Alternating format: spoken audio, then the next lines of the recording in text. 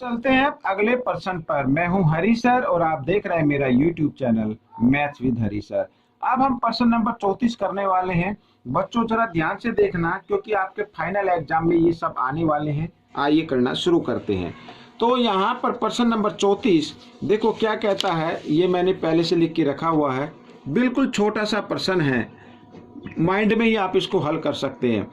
अब यहाँ पर लिखा है त्रिभुज एबीसी में आधार बीसी को, ये बीसी आधार है, डी तथा ई द्वारा समत्रिभाजित किया गया, यानी समान तीन भागों में बांटा गया है इसको। ये तीनों बराबर भाग हैं, ठीक है। और इन भागों के द्वारा तीन बराबर त्रिभुज बन गए बच्चों, यहाँ पर ये भी याद रखना है, ठीक है। तो मैं लिख देता हूं, क्षेत्रफल त्रिभुज ए बी डी बराबर क्षेत्रफल त्रिभुज ए डी सी और बराबर क्षेत्रफल त्रिभुज ए ई, यहाँ पर सॉरी ए लिख लेते हैं, ए ई सी। इस तरीके से तीन बराबर भागों में बांट दिया गया, ये इसमें दिया हुआ है।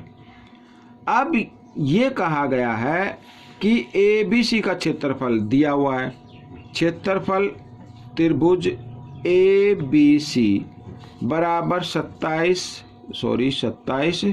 सेंटीमीटर वर्ग, ये दिया हुआ है इसमें। तो हमें क्या बताना है, हमें बताना है ए डी ई का क्षेत्रफल क्या होगा, ए डी ई का, ठीक है ना। अब बच्चों क्योंकि तीनों बराबर हैं तो ये क्षेत्रफल भी ए बी डी जो है वो ए डी ई के बराबर हुआ क्योंकि तीनों बराबर हैं। इसी प्रकार यहाँ पर ए ई सी के भी बराबर होगा ए डी। तो अगर मैं इसको जमा करता हूँ, देखो थोड़ा सा एक्सप्लेन करता हूँ मैं आपको। तीनों बराबर है ना, तो तीनों की जगह मैं ए डी सी लिख सकता हूँ। तो यहाँ पर देखो क्षेत्रफल त्रिभुज ए डी सी जमा क्षेत्रफल त्रिभुज ए डी सी लिख सकते हैं ना ऐसे, क्योंकि तीनों बराबर हैं तो तीनों की जगह हम लिख सकते हैं इस तरीके से ए डी सी। और ये बराबर किसके आएगा, क्षेत्रफल त्रिभुज ए बी सी के, इसके बराबर आएगा। तीनों को जमा कर दे तो ए बी सी बन जाता है ना। अब बच्चों ए डी सी तीन गुना है यानी तीन बार है, तो इसको लिखेंगे क्षेत्रफल, तीन को बाहर निकाल लिया, त्रिभुज ए डी सी बराबर ए बी सी कितना है 27 सेंटीमीटर वर्ग। तीन इधर गुणा में इधर आकर ये भाग में आ जाएगा। तो त्रिभुज ए डी सी बराबर 27/3, 3 नीम 27, 9 सेंटीमीटर वर्ग, ये आपका उत्तर आ गया, ठीक है। अब हम करने वाले हैं प्रश्न नंबर 35, आखिरी प्रश्न है ये इस चैप्टर का, अध्याय का, तो इसे भी जरा ध्यान से देखो।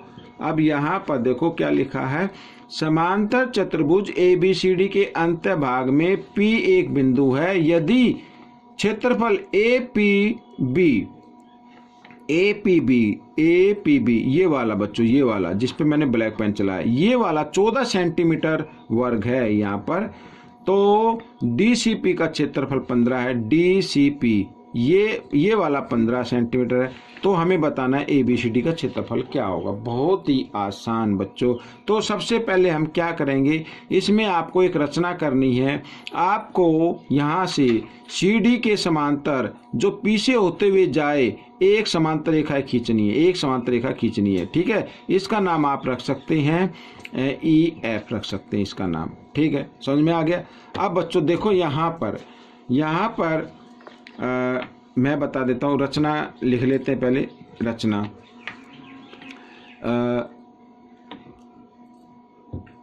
ई एफ समांतर ई एफ ये लिख लेते हैं, एक रेखा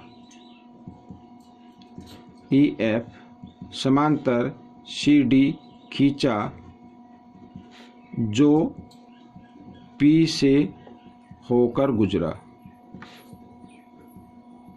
ठीक है, इस तरीके से। अब बच्चों देखो यहाँ पर ध्यान से, अब ई एफ सी डी यहाँ पर मैं एक बार लिख देता हूँ, ई एफ समांतर सी डी, रचना से किया ना वह, तो ई एफ बराबर होगा सी डी के। ठीक है भाई, ए बी सी डी क्या है, समांतर चतुर्भुज है। हमने ए बी बराबर है सी डी के, हमने सी डी के ही समांतर ई एफ खींचा, तो सी डी के बराबर भी होगा ना ये, तो इसका मतलब क्या हो गया, अतः ई एफ सी डी एक समांतर चतुर्भुज है। ठीक है, एक समांतर चतुर्भुज है।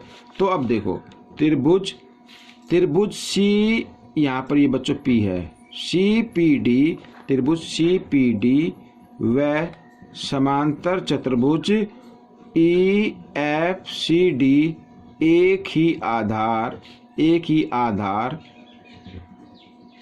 सी डी व एक ही समांतर रेखाओं यानी सी डी समांतर ई एफ के बीच बने हैं। ठीक है, तो त्रिभुज का क्षेत्रफल त्रिभुज क्या नाम है, सी पी डी का क्षेत्रफल बराबर होगा आधे समांतर चतुर्भुज ई एफ सी डी के। ठीक है, इसके बराबर आधे के बराबर होगा। अब बच्चों देखो यहाँ पर सी पी डी का क्षेत्रफल दिया हुआ है, सी पी डी का क्षेत्रफल दिया हुआ 15, तो इसकी जगह 15 लिख सकते हैं, बराबर 2 इधर भाग में है, इधर आकर ये गुणा में हो जाएगा, लिख सकते हैं इसे। और तो इधर क्या आ जाएगा, समांतर चतुर्भुज ई एफ सी डी। तो इसका क्षेत्रफल कितना आ गया, दोनों को गुणा किया तो कितना आ गया, 30 आ गया, तो 30 सेंटीमीटर वर्ग आ गया, ये एक बन गया। इसी प्रकार देखो यहाँ पर क्षेत्रफल त्रिभुज ए बी पी, ठीक है ना, या ए पी बी का क्षेत्रफल आधे के बराबर होगा समांतर चतुर्भुज जो है, क्या नाम है इसका नाम रख लेते हैं ए ई एफ बी, इसके आधे के बराबर होगा। अब यहाँ पर ए पी बी का क्षेत्रफल तो दिया हुआ है 14 सेंटीमीटर वर्ग, इस 2 को इधर ले आते हैं, इधर आकर ये गुणा में हो जाएगा, तो यहाँ पर आ गया ए ई एफ बी। ठीक है, तो 14 को 2 से गुणा किया तो कितना आ गया, 28 आ गया। अब देखो बच्चों यहाँ पर ई एफ सी डी और ए ई एफ बी, अगर इन दोनों को हम जमा कर दे तो ए बी सी डी के बराबर आता है, तो आइए कर लेते जमा।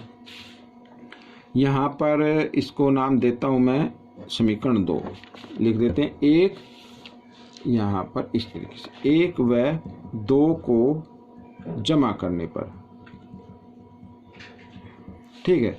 अब बच्चों इन दोनों को अगर हम जमा कर दें, इसको और इसको जमा कर दें, तो बन जाएगा समांतर चतुर्भुज ए बी सी डी ये, और इन दोनों को अगर हम जमा कर दें 30 जमा 28 को, तो बन जाएगा बच्चों 58 सेंटीमीटर वर्ग, इस तरीके से।